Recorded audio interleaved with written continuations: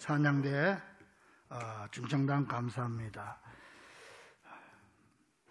어제는 제 오촌 조카가 결혼식이 있어가지고 경주를 좀 갔다 왔는데, 경주 갈 때가 걱정이라 이 차를 뭘 타고 가야 되나. 차가 워낙 오래돼서 15년을 탔으니까 30만 킬로가 넘었어요. 그랬더니 그냥 자꾸 고장이 나고 해서, 그랬더니 우리 이 목사님이 나보고 봉고차 타고 가세요 그러더라고. 그래서 야, 내가 봉고차를 타고 그까지 내가 운전해서 어떻게 가야 피곤해서, 토요일만 아니면 괜찮은데. 그래서 그냥 내가 차 끌고 가란다고 그러고 갔더니 제 차를 저 물어보니까 팔면은 70만 원 준대요. 그래서 가다가 고장 나버리면 내버리고 올란다 그냥. 그리고 갔는데 고장 안 나고 잘 다녀왔습니다. 할렐루야. 그 감사한 일이요. 감사한 일이요. 근데 우리 장로님들 늘 걱정하고 그러는데 곧 좋은 차 하나 생길 것 같습니다. 할렐루야. 아마 우리 성도들 마음이 다 그랬을 것 같아. 아이고, 우리 목사님 차 좀 빨리 바꿔야 되는데,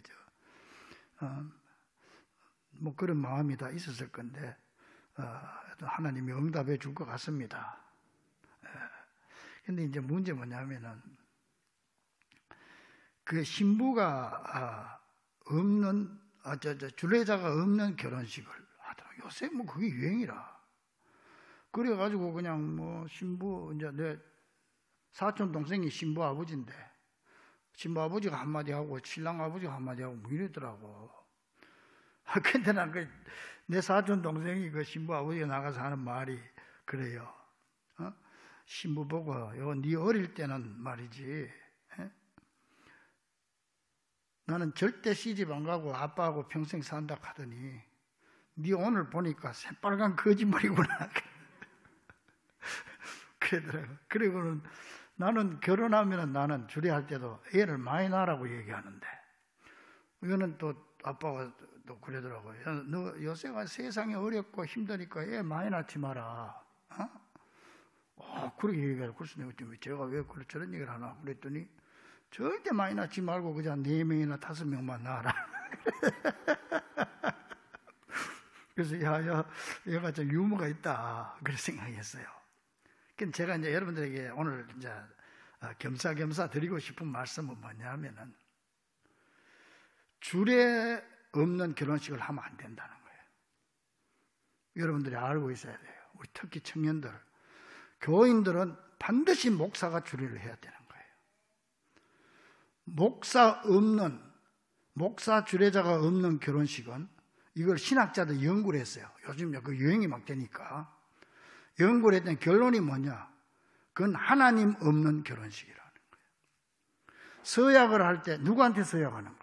신랑한테 하는 게 아니에요. 사람들한테 하는 거 아니에요. 하나님 앞에 서약하는 거거든. 근데 하나님이 빠져버린 결혼식이 되어버려. 그러니까 절대로 성도들은 주례자 없는 결혼식 하면 안 된다. 그렇게 결론이 났어요. 결론이 나서 우리 교회 청년들도 좀 깊이 새겨들어야 돼. 이건 뭐 결혼식인지 애들 장난인지 그냥 모아놓고 말이지, 저끼리 그러면 안 돼요. 일본 가면, 일본에는 기독교는 0.5%밖에 안 돼. 근데 오사카 같은 데 가면 언덕 위에 그냥 교회가 큰 교회가 있어요. 그래서 내가 이상하다, 여기는 교인도 없는데 어떻게 저렇게 교회가 큰 교회가 있냐고 그랬더니, 그 일본 사람들이 그래, 목사님 저기 결혼식장입니다. 십자가까지 달아놓고요. 그래 있어요. 종탑 탁 해가지고. 그러니까 일본 사람들은 예수는 안 믿어도 결혼식은 교회에서 하면 복 받는 건 아는 모양이야. 근데 그 안에 실내도 보면 우리 교회 강단하고 똑같이 꾸며놨어요. 이렇게. 그래가지고 거기서 결혼해. 결혼식은 교회에서 하고, 장례식은 절에 가서 하고, 그러면 막 둘 중에 어느 게 아다리가 될지 모른다는 거야. 그렇게 합니다, 일본 사람들은. 근데 뭐 그렇게 하면 안 되고, 우리 청년들은 꼭 결혼식은 하나님 빠진 결혼식 하면 안 된다. 이게 신학자들의 그것 때문에 연구를 해가지고 그렇게 됐다니까. 그러니까 꼭 기억하시길 바라고. 오늘 또 우리 청년 네 분이 아니다. 한 쌍이 앞으로 결혼한다고 내한테 와서 얘기하는데 너 어떻게 주례는 어떻게 하냐 그러니까 목사님 해주셔야죠. 그럴 때 했다 잘했다 그랬어요. 난또 그리고 나는 우리 교회 청년들끼리 나는 같이 결혼하면 참 좋겠어. 나는 그거 장려합니다. 우리 교회는 그런 파트너가 그런 쌍이 많습니다. 그러니까 참 그것도 장려할 만하다 이런 생각이 들어요. 오늘이 이제 부활절 두 번째 주일인데 그 연예인 교회가 처음 생길 때 그 연예인들은 그 생활 특성상 그 신앙생활하기가 참 어렵잖아요. 근데 이제 어떻게 모아가지고 연예인들 몇 사람 모아서 성경 공부를 시키는데 십자가에 대한 거 다 가르치고 이제 부활로 들어가야 되잖아요. 그래서 부활에 관한 성경을 어디에서 어디까지 보라고 그러고는 다음 주일날 와서 일주일에 한 번씩 하는데 성경 공부를 하는데 목사님이 어떻게 성경 좀 부활에 관한 성경 읽어보셨습니까? 그러면서 묻습니다. 부활하신 예수님이 제자들에게 가장 먼저 하신 말씀이 뭡니까? 그랬더니 뭐 성경을 안 읽어보니 알 수가 있나? 근데 한 사람이 손을 번쩍 들더래요. 예, 말씀해 보세요. 그랬더니 갑자기 일어서더니 막 이러면서 흔들면서 야 너희들 내 보이냐? 그랬더니 유령처럼 행동하면서 그래가지고 그 자리가 웃음바다가 됐다는 그런 얘기가 있어요. 그 사람이 누구냐 하면은 나중에 장로가 된 구봉서 장로예요.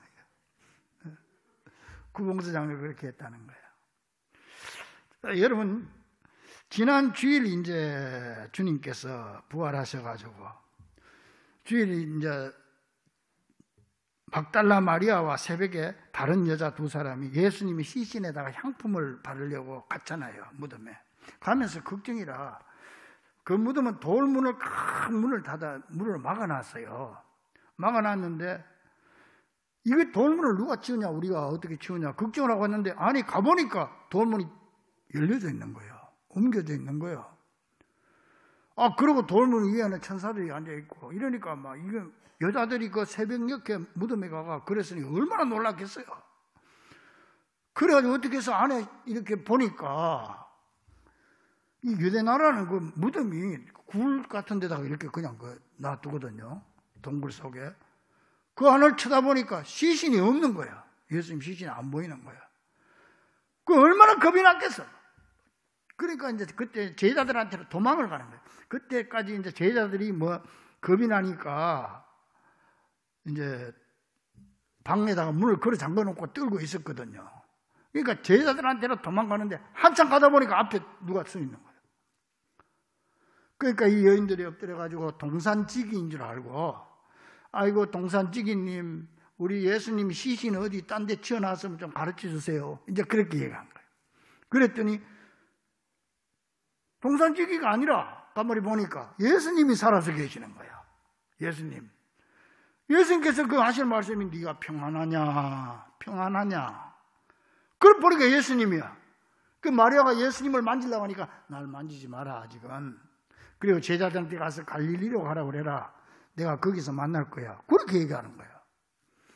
그래가지고 그냥 달려와가지고 제자들 문그릇을 잠궈놓은데 열고 가서 제자들한테 예수님이 살아났다고 내가 봤다고. 그랬더니 제자들이 이게 또 안 믿어지는 거야.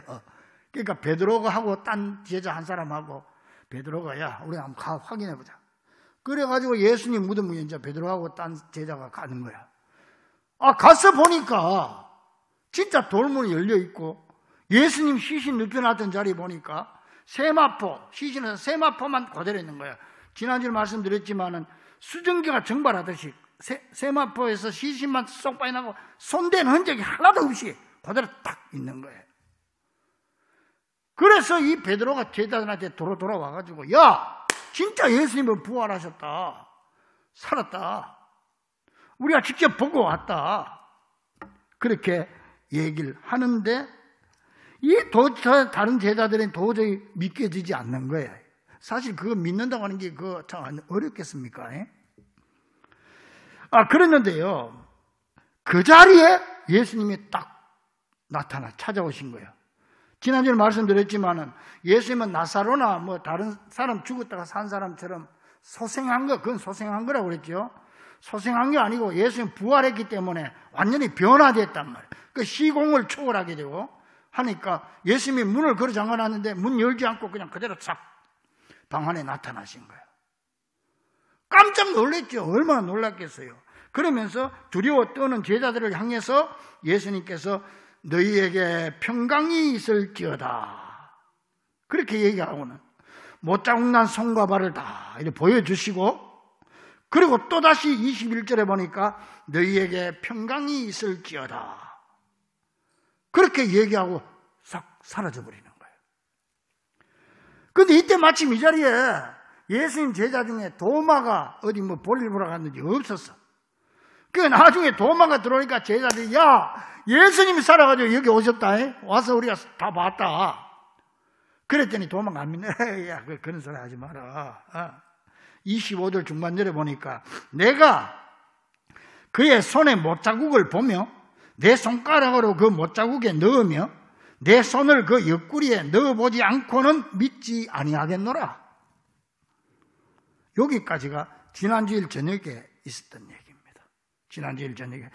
우리 보통 사람들은 그래서 도마를 의심 많은 도마라고 말이지, 의심의 대명사로 생각을 하고 그래 손가락질 하는데, 사실 우리가 가만히 생각해 보면 그런 상황에서 쉽게 믿을 사람이 별로 없을 것 같아요. 아마 우리도 마찬가지였을 것 같은 그런 생각이 듭니다. 자, 이 사건이 있은 지 8해 후니까 바로 오늘입니다. 오늘 아직도 제자들은 방 안에 숨어 있는데 오늘은 그 자리에 도마도 같이 있었어요. 그런데 이 자리에 또 부활하신 주님이 또 툭 찾아오신 거야. 그 제자들에게 똑같이 또 말씀합니다. 너희에게 평강이 있을지어다. 너희에게 평강이 있을지어다. 그러면서 도마를 향해서 27절에 내 손가락을 이리 내밀어서 내 손을 보고 내 손을 내밀어 내 옆구리에 넣어보라. 그리하여 믿음 없는 자가 되지 말고 믿는 자가 되라. 따라합니다. 믿음 없는 자가 되지 말고 믿는 자가 되라. 그래 도마가 그냥 손못 자국 만져보고 옆구리 창 자국 만져보고 그러고 난 다음에 탁 엎드려서 나의 주님이요 나의 하나님이십니다. 그렇게 고백을 하게 되죠.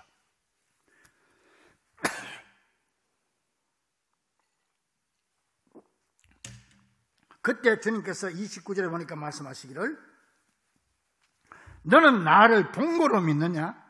보지 못하고 믿는 자들은 복되도다. 그렇게 말씀하십니다. 여러분, 예수님 부활을 믿습니까? 믿으면 크게 아멘. 믿으면 아멘. 여러분, 예수님 부활하신 모습 봤습니까? 못 봤죠. 그러니까 여러분들은 보지 않고 믿는 자가 복되다고 그랬으니까 도마보다 더 큰 복을 받은 성도들인 줄로 믿습니다. 자, 이렇게 부활하신 주님께서 이렇게 이 말씀을 통해서 볼 때 가장 먼저 하신 말씀이 뭐냐? 평강을 선포하는 겁니다. 그러니까 이 평강의 선포는 예수님께서 부활하신 후에 가장 먼저 하신 축복의 말씀이라는 거죠. 보세요. 무덤에 갔다가 두려워서 막 도망가는 그런 여인들에게 예수님께서 가장 먼저 하신 말씀이 평안하냐? 슬픔과 절망에 빠져있는 제자들에게도 주님 나타나셔서 가장 먼저 하신 말씀이 너희에게 평강이 있을지어다.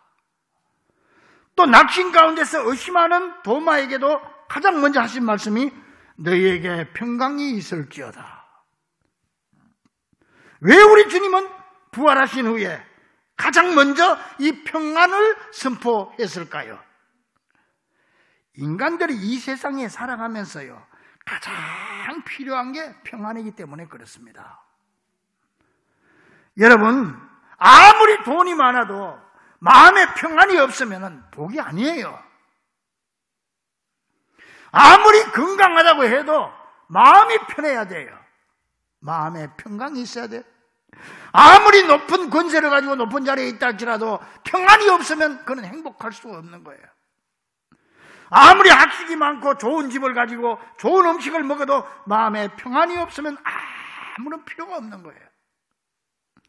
그래서 우리 주님은 부활하신 후에 가장 먼저 평안을 선포하셨다는 사실을 기억하고, 지금 마리아처럼 두려운 처지에 있다 할지라도, 제자들처럼 슬픔과 절망에 빠져 있더라도, 도마처럼 의심과 낙심 가운데 허덕이더라도 오늘 부활하신 주님이 주시는 이 평안의 선포를 가슴에 안고 예수님 때문에 편안하고 믿음 때문에 편안하고 나의 행동과는 아무런 상관없이 무조건 나를 사랑하시는 그 하나님의 사랑 때문에 평안한 삶을 사는 여러분 되기를 주의 이름으로 간절히 축원합니다.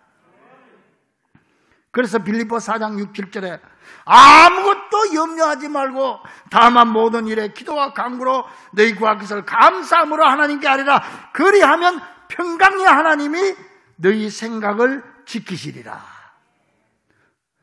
주님의 평강이 내 마음을 지키시리라. 따라서 우리는 우리의 그리스도의 평강이 우리의 마음을 주장하도록 내 마음을 주께 내드려야 돼요. 골로새 3장 15절에 그리스도의 평강이 너희 마음을 주장하게 해라.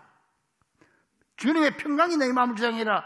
너희가 평강을 위하여 한 몸으로 부르심을 받았나니 너희는 또한 감사하는 자가 되라. 믿습니까? 내 마음의 주장을 평강이 주장하도록 해라. 세상의 물질, 욕심, 그 알량한 자존심, 이게 나를 주장하게 하지 말고 다 버리고 그리스도의 평강이 너희 마음을 주장하게 하라. 평강을 위하여 너희가 한 몸으로 부르심을 받았나니 너희는 또한 감사하는 자가 되라. 믿습니까? 그러므로 이제부터는 나의 두려움과 낙심, 그리고 슬픔과 의심과 이 모든 것 주님 앞에 다 맡기고 우리의 마음을 그리스도의 평강이 온전히 주장할 수 있는 여러분 되기를 주의 이름으로 간절히 축원합니다. 주님 앞에 내 마음을 활짝 열고 나를 주님 앞에 드리면 되는 거예요. 나를 오픈해버려. 마음을 확 열어버리면 주님의 평강이 쑥 내 속에 들어와서 이 평강이 나를 주장하게 되는 거예요. 그럼 이 땅에 살면서 어떤 어려운 일을 당해도 두려운 생각이 없는 거예요. 그리고 마음이 괴롭지 않아, 힘들지 않아. 왜? 주님이 나를 주장하니까. 주의 주시는 평화 때문에. 할렐루야. 주님이 주시는 평화는 세상이 주는 것하고 같지 않아요. 세상에는요, 맑은 날은 기쁘고 흐린 날은 슬프고, 잘 될 때는 기쁘고 안 될 때는 슬프고, 성공하면 기쁘고 실패하면 슬프지만은, 건강하면 기쁘고 병들면 슬프지만은, 주님이 주시는 평화는 기뻐도 맑아도 평안하고 흐려도 평안하고 건강할 때도 평안하고 병들었을 때도 평안하고 성공했을 때도 평안하고 실패했을 때도 평안하고. 할렐루야. 이 평화가 오늘 여러분들에게 임할 수 있기를 간절히 축원합니다. 또한 이 부활하신 우리 주님은요, 변함없는 당신의 사랑을 분명하게 보여주셨습니다. 우리 주님의 사랑은 나를 먼저 찾아오시는 사랑입니다.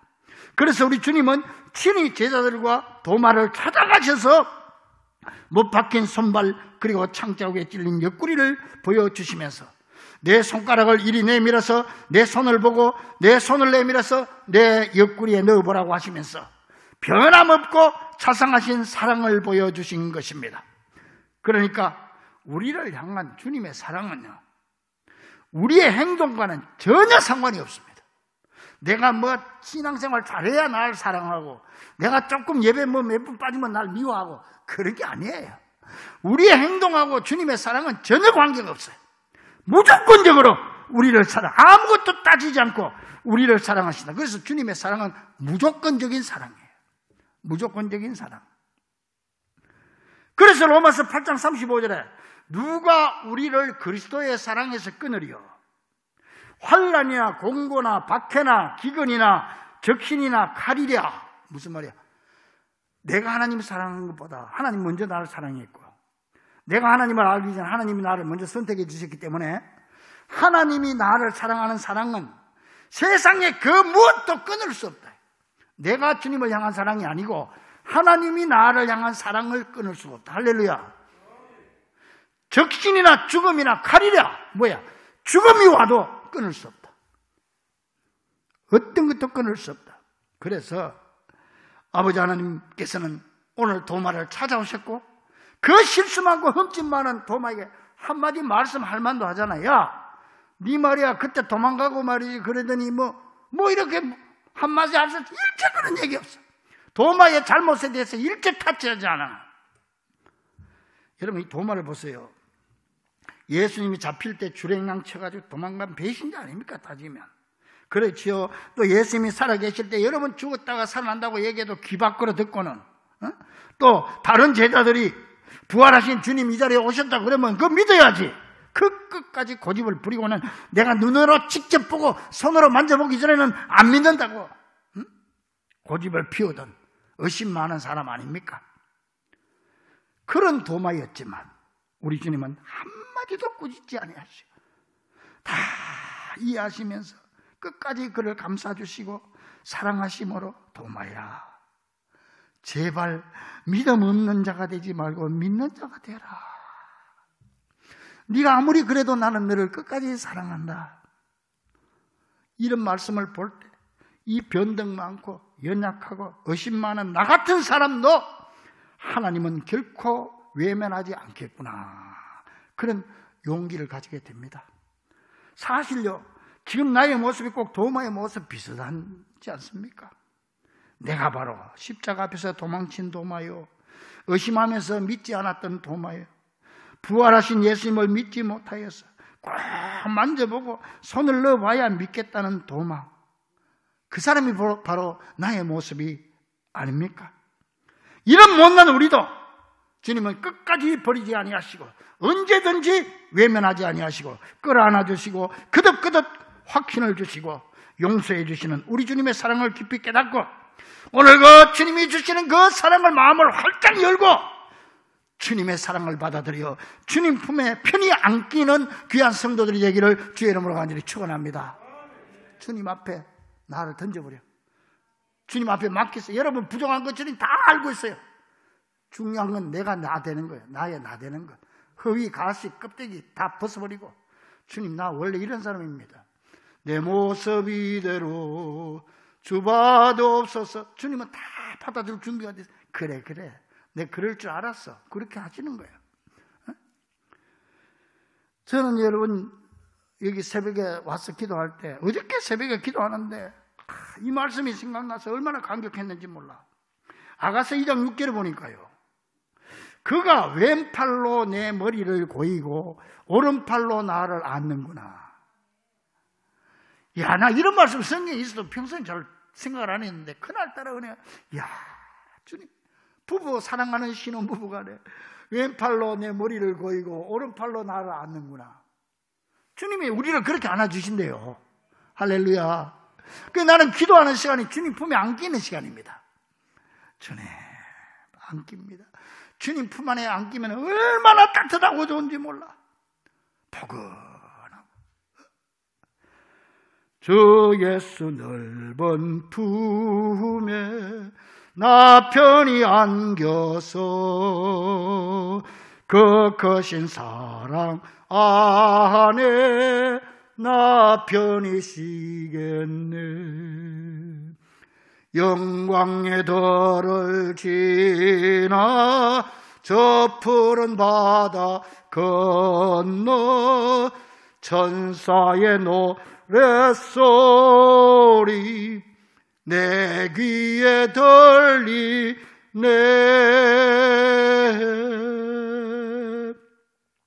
주 예수 넓은 품에 나 편히 안겨서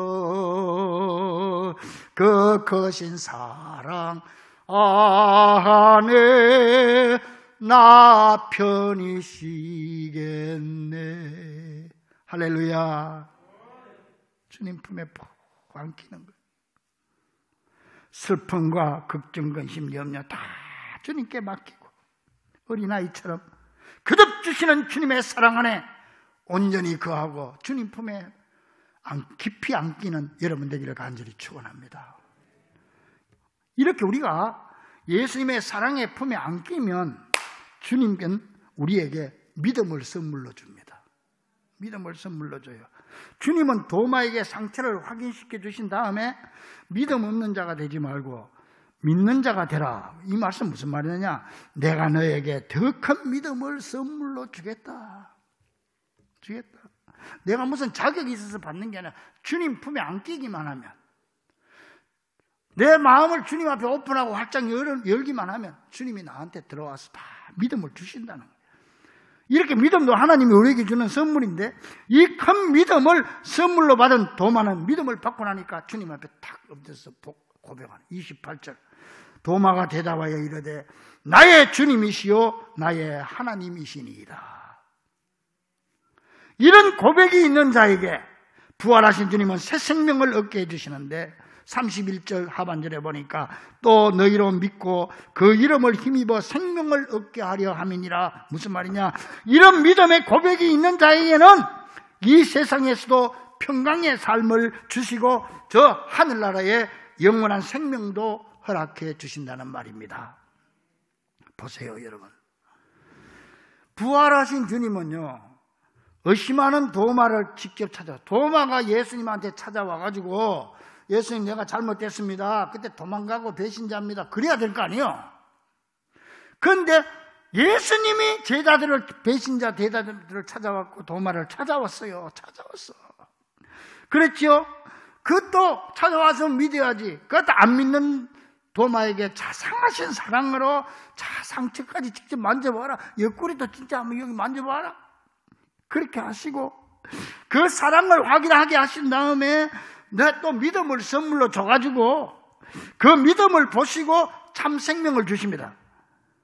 여기서 주님이 허락하는 생명은 평강과 기쁨, 그리고 은혜와 소망이 넘치는 풍성한 삶, 나아가서 천국의 영원한 생명을 말하는 것입니다. 그러니까 하나부터 열까지 전부 주님이 주신 것이지 도마가 한 일은 하나도 없어요.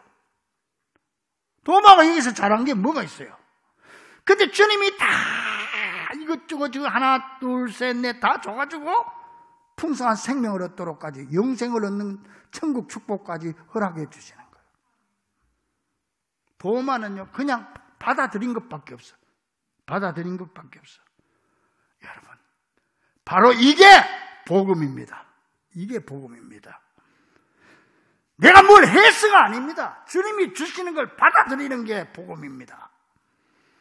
그래서 기독교의 본질은 하나님이 우리에게 무엇을 하라고 요구하는 것이 아니라 예수님께서 우리를 위해 무엇을 하러 이 땅에 오셨는가, 그게 있는 것이고, 진정한 복음은 하나님께서 행하신 놀라운 일에 대한 선언인 것입니다. 사랑하는 우리 중보가족들이요, 오늘 우리는 부활 후 8해를 지나서 제자들에게 나타나신 예수님의 말씀을 들으면서 못난 나를 끝까지 포기하지 아니하시고 조건 없이 사랑해 주시는 주님을 바라보며 우리에게 믿음을 선물로 주셔서 우리가 도마와 같은 믿음의 고백을 하게 하심으로 이 땅에서의 평안과 천국에서의 영원한 삶을 누릴 수 있게 되기를, 우리에게 평안과 영생을 부활로 선포하신 우리 주 예수 그리스도 이름으로 간절히 축원합니다. 기도하겠습니다.